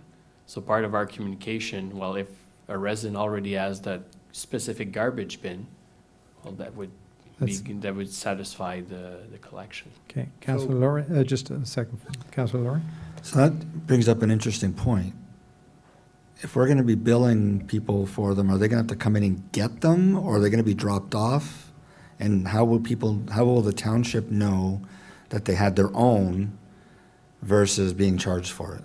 So, Monsieur Bogon? So in the upcoming weeks, we'll be working hard on the how-to of that procedure. For the original distribution, we'll be able to do it with our staff. Assuming we take option 2. Yeah, assuming we take option 2. For any new resident, they'll have it come and pick it up. Okay, but again, you're going to come up with a plan? Yes, and we'll have to. And then it'll come back to council, that plan, or is that just going to be rolled out? It's an operational aspect, I believe. My perspective would be that it will be rolled out as soon as possible, that we have everything figured out. I think it's fair, Monsieur Bogon, Monsieur Godin, just once we do have a plan, we'll broadly communicate it to everyone, but it's not something that I believe has to be approved by council in terms of an operational item. Monsieur Godin, am I wrong on that? Thank you, Mr. Mayor. No, you're correct. So basically, we need council's approval to move forward with these agreements, to approve the user fees. We'll share all the information we have with council as far as what the plan is and how to implement it effectively. But once we do have these directions from council and the approvals, the team's going to be working on developing that plan and implementing it. Okay, Councillor Deakin, and I'll come back to you. Just looking for some clarity on the bins. Mr. Bass was mentioning, and it's been mentioned earlier this evening as well, that some residents may already have the bins. Could I get some clarification from an administration that we're talking about the solid waste bins in 2026, that folks may already have, or are we also talking about the green bins that folks may already have? Monsieur Bourgon? I was referring to the garbage bin, for the solid waste. Solid waste Yes. only. So the green bins are different, and residents will not have those Well, and in again, their this garage is- already. And also assuming, since we don't have the collection yet, that people will need. I Yes. see, I see. Just clarification. I don't think that you understand the answer there. I'm not sure I fully understand. Je comprends pas. Pourriez-vous juste m'expliquer les bines vertes? Est-ce qu'il y a possibilité que quelqu'un déjà en a une qui rencontre le standard? Ça pourrait. Nous, de la côté administration, on a pris la position que personne n'en avait, puisque c'est un nouveau programme. Ça va être un nouveau programme pour le solide aussi. Oui, mais les gens ont déjà accès à des poubelles présentement qui pourraient potentiellement utiliser déjà une poubelle. Je suis pas sûr que je comprends. Parce que je peux déjà utiliser une bine verte, non? Parce que, mettons, si j'ai déménagé d'Ottawa, puis j'ai ma bine...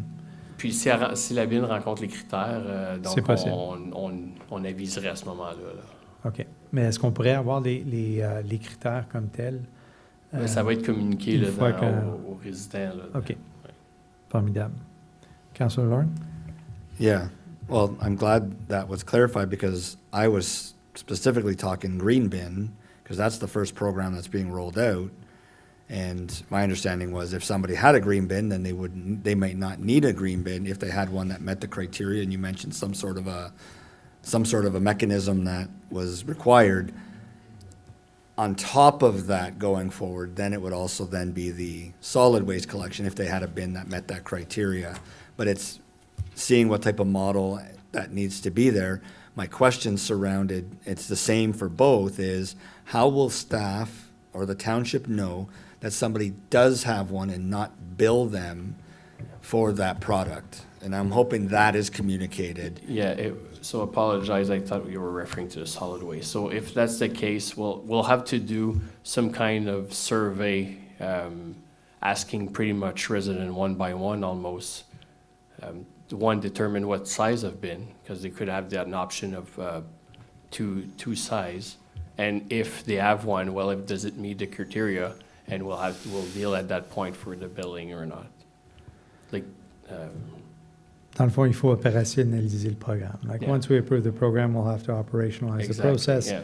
We'll have to ensure that we have an ability to properly distribute this, to ensure that residents that do already happen to have one are not double billed for it and so on. But that will be all part of the operational Yes. aspect of putting this in place. it's gonna be a big task for For sure, staff. for but, sure. We'll be able to make it for April if approved tonight. Well, if that option of containers approved. Okay, all right. Mr. Bass, great question. Your next question. Okay, my next question is, you keep talking about we're putting $640,000 aside for the bins. And then we gotta buy our own bin. So what bins are we putting this money aside for? So it's 650,000 that's been put into a reserve based on the Yeah. $73 collected as part of the $212 Yeah, 4 bins. that are going into the waste management reserve that we are going to use to pay for the organic bins. And so the idea behind that is to reduce as much as possible the price of those bins for the existing residents that have been paying into it. For new residents, after the program's initiated, they will have to buy their own bins. Monsieur Bourgon, anything else to add? No, that's correct. And they'll be able to buy that container, that bin from us. Yeah. Okay, Mr. so Bass. now I got a little confused with this green bin and the organic bin.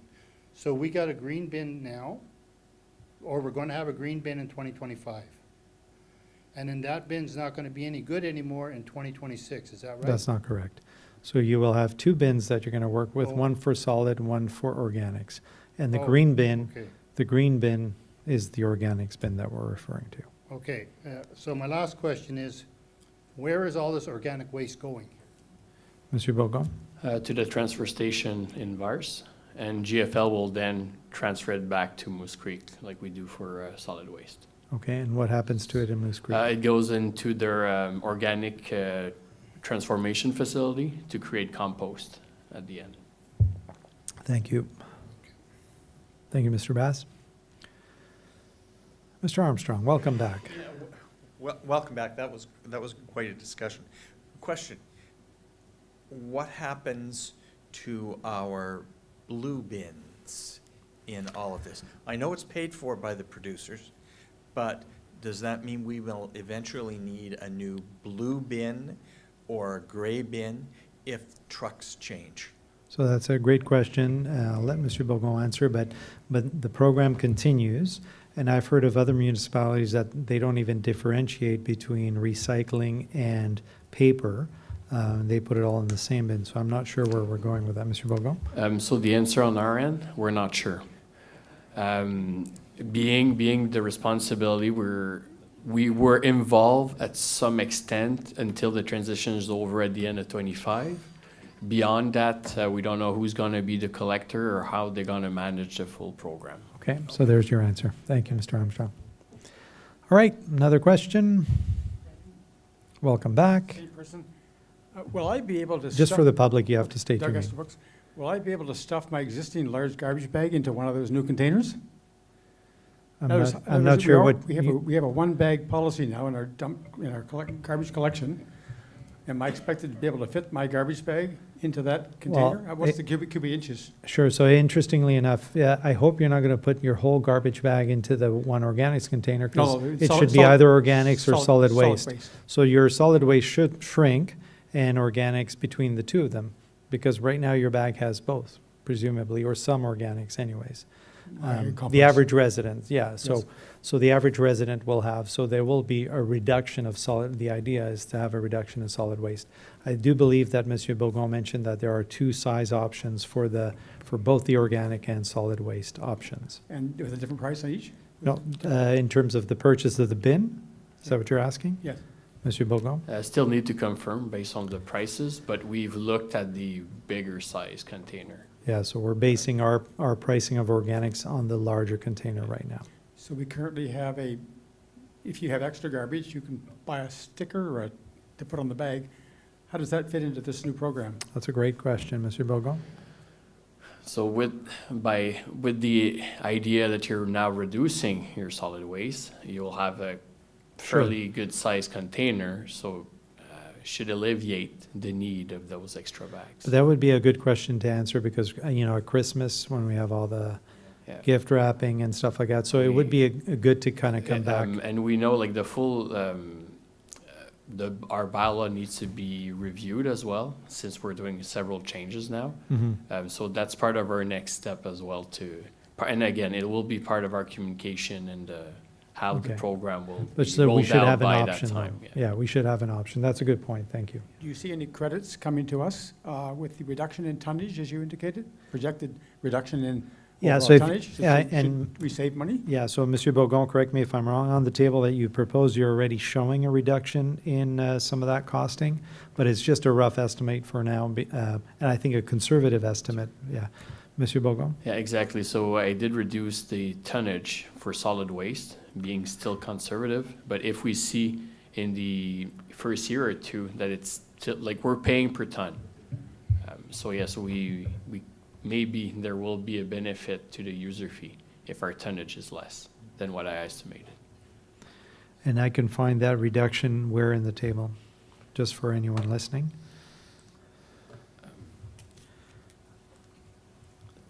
So in the waste depot line. C'est ça, exactement. So it goes from 51 to 31 on a per year or on a per resident basis. So after our first year or year or two, we'll be able to see the trend of tonnage being sent to the transfer station. So we'll be able to adjust accordingly. So our waste depot rate per ton will not change except for CPI until 2031. But it will get reduced if the tonnage reduces. Exactly. So the rate that we're paying won't change, but the amount may have that effect. C'est bon. Okay, merci. Thank you. Michelle Lemieux /Church/Hamilton. We bought bins when you guys had that promotion going earlier this year for the compost. and now we were charged again on our taxes for compost bins again. Are they not the same bins? So a couple of things. You were not charged for any bins right now. We are putting money aside for organic bins. Your compost program, you're still welcome, and we still highly encourage you to continue composting. Backyard composting is not something that will go away. We're certainly encouraging it. This organic program will accept a lot of more items that you can in a compost, but if you have the space and you're using your compost, there's absolutely nothing wrong in continuing. So there are two different types of bins, though. They're two different bins, so what we bought earlier this year and what? The one that goes in your backyard? Correct. Yeah, so this is a bin that will be at the curbside for pickup. Oh, okay, all right. Thank you. All right. All right, moving along to resolutions. So we've removed item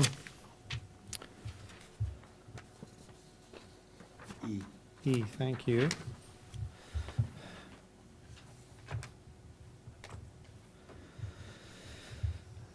Madame Kirin, juste m'assurer, est-ce que je dois faire un vote pour le removal comme tel?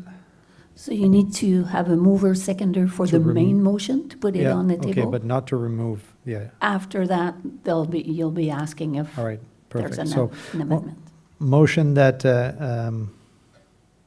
the council approve all recommendations, so I still read that?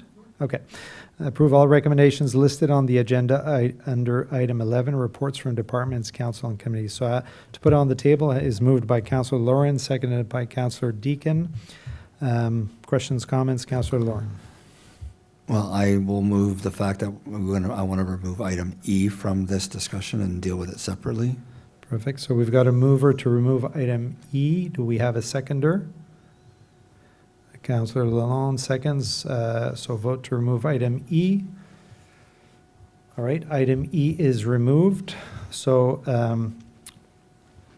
now,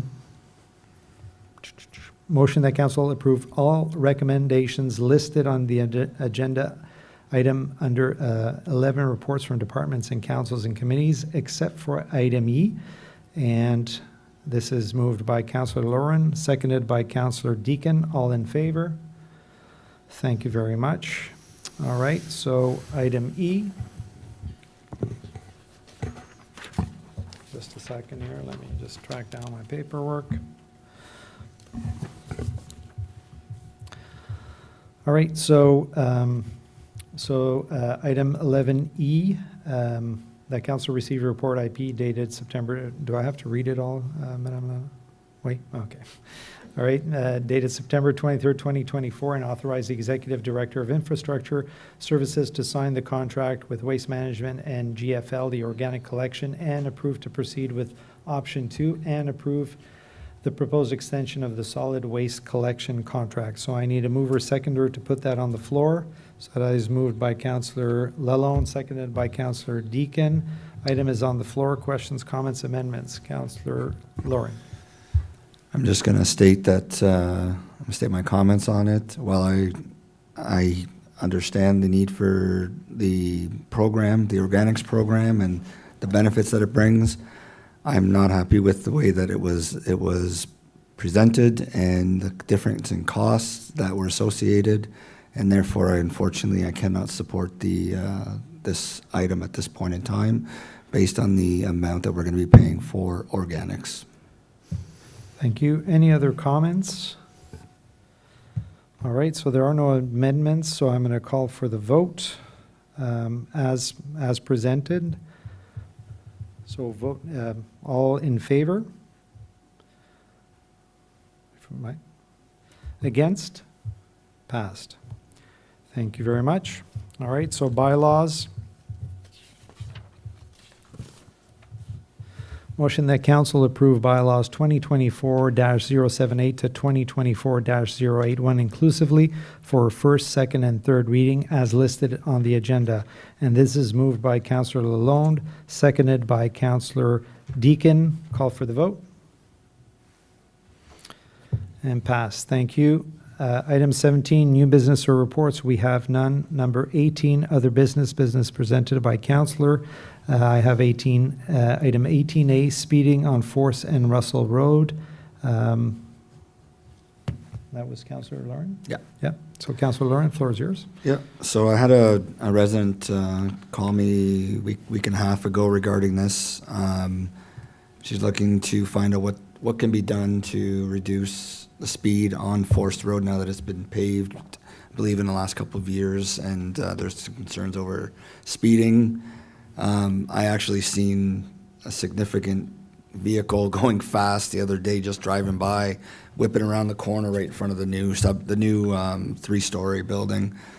So the request was either the 3-tiered bollard system with the one in the middle and 2 on the sides, at a couple of different locations on that street now that it's been paved, and or speed humps, I think is more the term, rather than speed bumps. So something to that effect, if we can direct staff to look into that and see what options are available for that.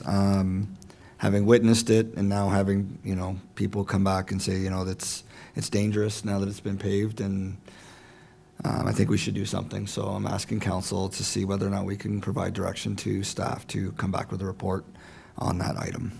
Thank you. Thank you. What is the speed limit in that area? Mr. Bogo? 40, but I can't remember if it goes all the way. Sorry, one other thing. I don't know if it's a 40 or not. If it is, whether or not we can identify it as a safety zone, community safety zone. So that's one of the options, yeah. So that was the other piece that I forgot to mention, whether it could be identified as a community safety zone, just like the other residential areas that we've done. Okay, so Councillor Deacon? Just mentioning that the council passed a support motion about 1.5 years ago to ask that the Highway Traffic Act be amended so that community safety zones could be, automatic speed enforcement could be put in areas that are not community safety zones, but right now community safety zones have to be in school areas, do they not? So I don't know if the Forest Road would qualify. Monsieur Bogon? I believe it's school, parks, or institutional, sorry for the term. So I'm not sure if that would qualify, but definitely, if the direction is to bring back a report, we can have the information included. Okay, Madame Bordeaux, anything to add? Well, I believe Monsieur Bourgon is right. It has to be institutional or recreational or school zones. And for the speed radar, they have to be installed in those zones. We can certainly direct staff to kind of look at it. So I'll go to Councillor Lauren and then to you, Councillor Deacon. Yeah, correct me if I'm wrong, but in a lot of the subdivisions that we have signs that say community safety zones in our subdivisions, not necessarily in an institutional. Monsieur Bourgon? We have the 40 zone. Yes. For in our subdivisions, but community zone we only have on North Russell in front of the arena, and we recently implemented Blais as part of that type of zone. Thank you. So what's the word then on the sign? I'll go look at it when I get home, but there's wording on the bottom to identify it as some sort of a zone, which doubles the fine if somebody is caught speeding in that area. Well, below the 40, we have it's a 40 area or sector. So we put that throughout the entire. Whenever you enter that zone, everything's in that zone is identified at 40. Yeah. I'll look it Councillor up. Deacon? I do wonder if the fact that the road abuts onto the conservation area there, if that could qualify it as under the park land or recreation for a CSC. I wonder. So we can request staff to take a look at that and come back with some recommendations. Is that okay, Councillor Lauren? Yeah? Yeah. Okay, we're good with that? Perfect. Thank you very much. All right. 18, other business presented by council members, we have none. Public consultations and hearings, we have none. And that brings us to announcements. So I have a few here. So first of all, the budget sessions were originally scheduled the 23rd and 24th. I believe that we are moving them to the 24th and 25th, Madame Camille. Yeah. Correct.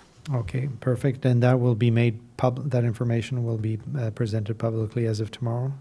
Yes, we'll change it on the website and we'll send a meeting request to council. Fantastic. Yeah. Okay, merci.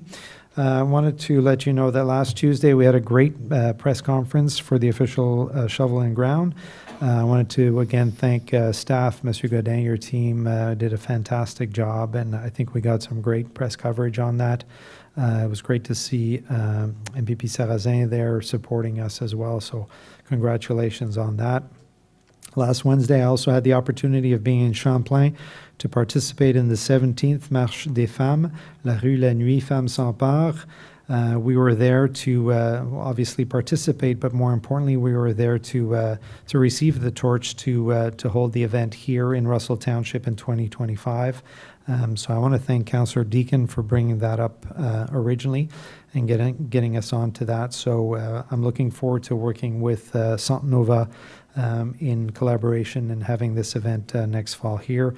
And I'd love to see that participation. We had a fantastic turnout in Champlain, so it'd be great to see that here within our community. I think it's a very important issue that needs to be brought to the front. And walking within a residential area, making all this noise and everything else, having people come out and look and seeing what it was all about, I think was fantastic. So I look forward to that. I'll also be attending AFMO conference in Clarence Rockland from the 26th to the 28th this week. So I'm looking forward to opportunities to collaborate with our colleagues in that area. And finally, this Wednesday is also très important, c'est la levée du drapeau franco. Alors, on célèbre la journée franco le 25 septembre. Nous, on va être là à partir de 1h ce mercredi-ci. Alors, on vous encourage de venir nous voir. Ça va être au Monument de la Francophonie sur Notre-Dame, Conseiller-Lalonde. Just to clarify, because I just saw the email that they're moving it into the church because they're expecting 90% chance of rain. So the time is still the same this Wednesday, but it'll be at the Catholic Church. Okay, fantastic. Okay, so great point. I did see something come in. I just never read it because I was getting ready for this. Okay, merci beaucoup. C'est bien apprécié. All right, any other announcements? Councillor Deacon. I just have two. One is that the Community Diversity, Equity, and Inclusion Advisory Committee is meeting this Wednesday at 6 p.m. I noticed that sometimes we're not included in the email, so I wanted to make sure that folks knew that was happening this week. And the National Day for Truth and Reconciliation is next Monday, September 30th. Speaking about that committee as well, the CDEIAC has collaborated again with local Indigenous organizations and small businesses to have orange T-shirts for sale in their shops. So Café Yufi DC and Beyond the House in Russell. And then Giant Tiger is also selling orange T-shirts in support of Inspire. So on that day in Rockland, there will be a Walk of Sorrow and ceremony starting at 3:30 p.m. Fantastic. Thank you very much, Councillor Deacon. Councillor Lawrence. Just to confirm, because I might have missed it, did we mention the by-election that starts voting on Thursday? Absolutely. We did not mention it, but yes, Okay. very important. So from the 26th to the 30th, I believe I had originally put that in my notes, but we are, Township is open, Madame Laflamme, Township is open to support residents. The entire by-election is online, and so residents should have all received their the paperwork and instructions on how to go online. If at any point they have any issues, Township offices are open. Just go through the hours if you don't mind. Say. Yes, Mr. Mayor. So the voter help desk is there to help people. So they'll be voting online or by telephone the same way. But if they have any questions or need to be added or need to make an amendment, they can send the form, which is on the website right now, to elections@russell.ca at any time.